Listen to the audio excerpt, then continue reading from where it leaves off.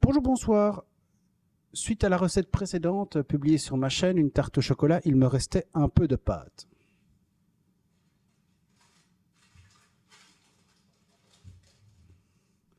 Donc il me restait tout juste une petite platine de pâte, à peu près 20 cm de diamètre. Comme je n'aime pas jeter, j'ai décidé de réutiliser cette pâte pour faire une recette sucrée-salée, une quiche lorraine à ma façon.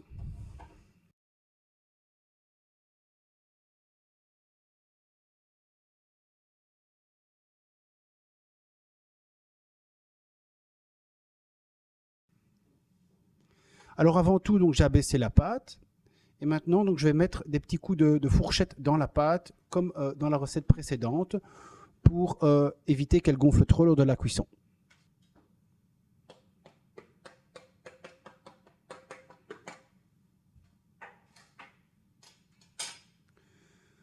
Une fois fait, on va pouvoir passer à la préparation de la quiche proprement dite. C'est-à-dire que, comme la pâte est déjà faite, moi je passe toutes les étapes de préparation de pâte. Je vous propose de revoir la vidéo précédente pour ceux que ça intéresse. Je vous conseille quand même pour une quiche de faire une pâte non sucrée. Donc il y a plein de recettes sur internet de pâtes pour quiche. Dans ce cas-ci, je vais quand même réutiliser ma pâte précédente parce que le but c'est de ne pas jeter. On va commencer en première étape de mixer nos épices. Je vais mettre de la coriandre et du persil.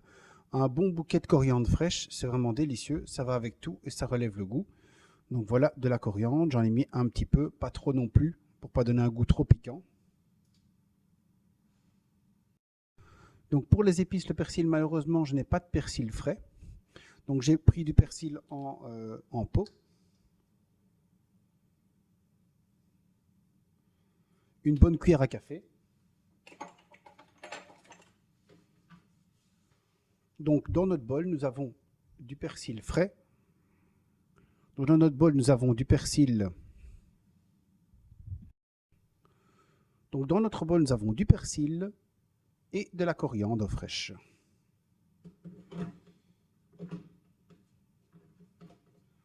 On va travailler en manuel. On va mettre 30 secondes, vitesse 4.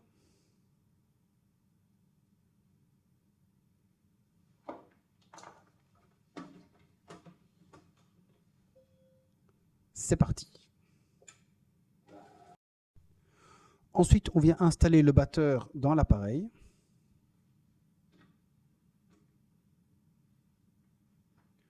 On met nos œufs.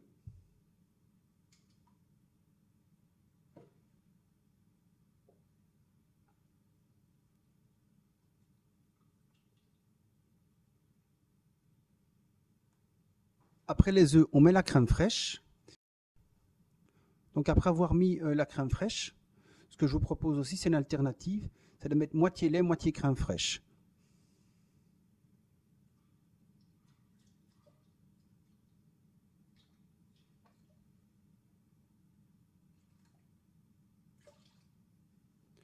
Le batteur est mis. On a mis œufs, crème fraîche, les épices. Avant de continuer, on va saler, poivrer. Avant de continuer, on va saler, poivrer.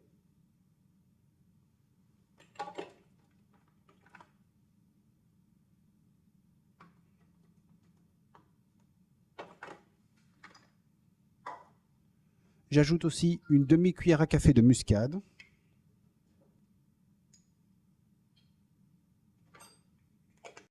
Quand tout est ajouté, on va maintenant pouvoir lancer le Monsieur Cuisine Connect avec le batteur vitesse 4 maximum.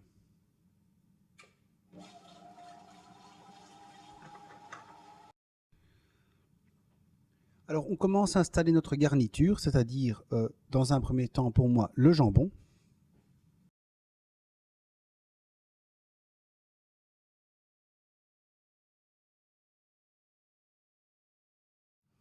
Ensuite, on vient mettre notre mélange de crème œufs.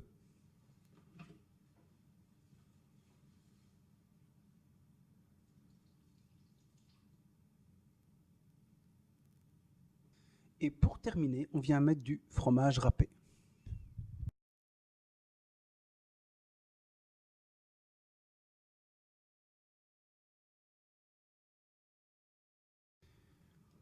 Pendant que le four préchauffe à 180 degrés, on va récapituler ensemble les ingrédients nécessaires. Du persil, de la coriandre, de l'emmental râpé ou alors vous le râpez avec votre appareil Monsieur Cuisine ou alors Thermomix, du jambon 300 g, 300 g de crème ou 150 g de crème et 150 g de lait, 4 œufs entiers, sel, poivre et muscade pour assaisonner. Donc dans un premier temps, on récapitule, 30 secondes, vitesse 4, toutes les épices, et ensuite on met le fouet, on met la crème, les œufs, et on fait une genre d'omelette, à peu près 1 minute, vitesse 4, toujours avec le fouet. Je mets maintenant notre petite quiche express au four. Bien sûr, vous avez la recette complète sur le blog, comme je l'ai dit avant. On va cuire à peu près 30 minutes. Tout dépend de la taille, donc c'est jusque 30 voire 45 minutes pour les grands formats. Donc 30-45 minutes, 180 degrés, chaleur tournante à four préchauffé. Pendant que notre quiche va cuire, je vous souhaite déjà une très bonne fin de journée, une bonne fin de soirée, et je vous remercie beaucoup de me suivre. Je vous remercie beaucoup aussi pour vos commentaires, vos likes, et merci d'avance de vous abonner et de continuer à mettre plein de petits pouces bleus. Bye bye et à bientôt pour de nouvelles recettes.